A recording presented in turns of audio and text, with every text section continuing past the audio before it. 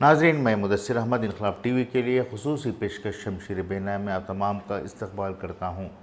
ہندی فلموں میں آپ نے دیکھا ہوگا کہ کس طرح سے ویلن ہیرو کی ہمت کو پست کرنے کے لیے اس کے رشتہ داروں کو پریشان کرتا ہے، اس کے گاؤں والوں کو پریشان کرتا ہے، یا پھر اس سے جڑے ہوئے لوگوں کو پریشان کرتا ہے، یا ایسے معاملات کو منظر عام پر لاتا ہے جس سے ہیرو کی جو سوچ ہوتی ہے وہ ڈائیورٹ ہو جائے۔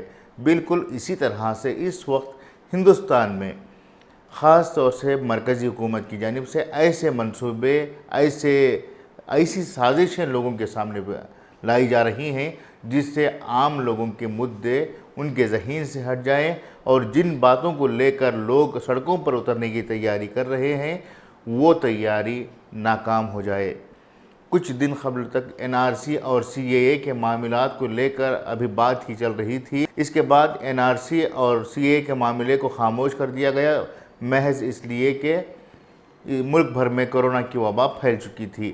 اب کرونا کی وبا جب ختم ہونے کو آئی ہے، کچھ حد تک کمزور پڑ چکی ہے، تو حکومت نے کسانوں کے معاملے کو اس طرح سے الجھا دیا کہ کسان سڑکوں پر اترنے کے لیے مجبور ہو گئے، اور کسان سڑکوں پر اتر کر احتجاج کرنے کے لیے پورے ملک کو مدعو کر رہے تھے۔ اتنے میں اتر پردیش کے ایک گاؤں میں ایک لڑکی کے ساتھ زیادتی ہوئی، جس معاملے کو لے کر اس وقت ہندوستان بھر کے مختلف علاقوں میں احتجاجات کا سلسلہ چل رہا ہے۔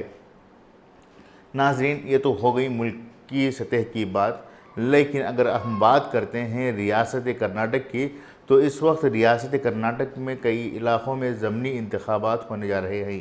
ان ضمنی انتخابات میں اپنے دباؤ کو قائم رکھنے کے لیے بی جے پی حکومت کی جانب سے ایک ایسی سازش رچی گئی جسے دیکھ کر آپ لوگ حیران تو نہیں ہوں گے بلکہ افسوس ضرور ظاہر کریں گے۔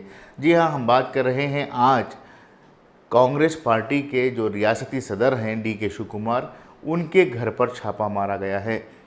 یہ چھاپہ سی بی آئی کی جانب سے کیا گیا ہے۔ واضح ہو کہ سی بی آئی مرکزی حکومت کے اشارے پر کام کرتی ہے یا پھر مرکزی حکومت کے ماتحت کام کرتی ہے۔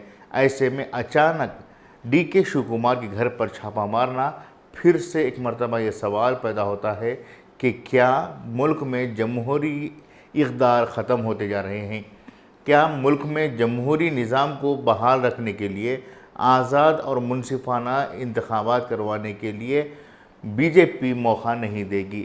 اس سے پہلے بھی کئی علاقوں میں جب بھی انتخابات ہوئے ہیں تو وہاں پر مرکزی حکومت کی جانب سے سیاستدانوں کے گھروں پر چھاپے مارنے کرانا، یا پھر انہیں ہراساں کرنا، ان پر ای ڈی کے چھاپے مارنے کرانا، اس طرح کی چیزوں کو عام کر دیا گیا تھا۔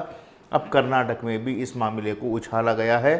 اب کرناٹک کے ڈی کے شیو کمار کے گھر پر مسلسل چھاپے مار کر ان کے گھر سے 50 لاکھ روپے سے زیادہ کی ملکیت ضبط کرنے کی بات کو میڈیا کے ذریعے سے عام کرنا پھر ایک بار سوال پیدا کر رہا ہے کہ آخر کب تک اس طرح کی ویلن کی سیاست کری جائے گی۔ ویلن کی سیاست ہم اس لیے کہہ رہے ہیں کہ 2002 میں جو گجرات فسادات ہوئے تھے، اس کے بعد سے مسلسل اب تک جب بھی بی جے پی اقتدار پر آئی ہے تو بی جے پی نے ایسے ہی شارٹ کٹ راستے اختیار کی ہے، اسی طرح کے خطرناک راستوں کو اختیار کرتے ہوئے اقتدار پر قبضہ کیا ہے۔ تو ہماری یہ کوشش ہونی چاہیے کہ حکومتوں کی جانب سے جو کوششیں ہو رہی ہیں جمہوری اقدار کو ختم کرنے کے لیے، جو پہل کی جا رہی ہے، اس پہل کی حفاظت کے لیے ہمیں آگے آنا چاہیے۔ آج کے لیے اتنا ہی کافی۔ نئی بات اور نئی پیشکش کے ساتھ ہم دوبارہ آپ کے سامنے پیش ہوں گے۔ تب تک کے لیے میزبان مدثر احمد کو اجازت دیں۔ شکریہ۔